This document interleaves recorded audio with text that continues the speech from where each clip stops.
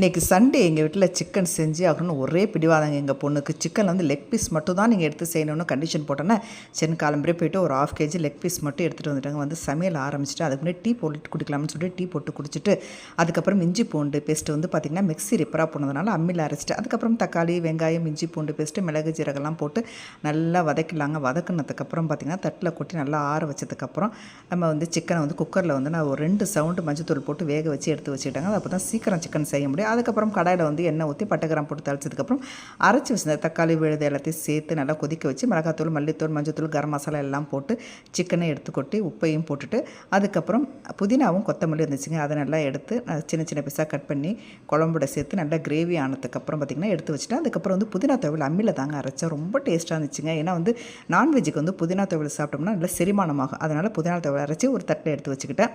ரொம்ப கம்மியாக தாங்க அரைச்சேன். நல்லபடியாக லஞ்ச் வேலை முடிஞ்சது.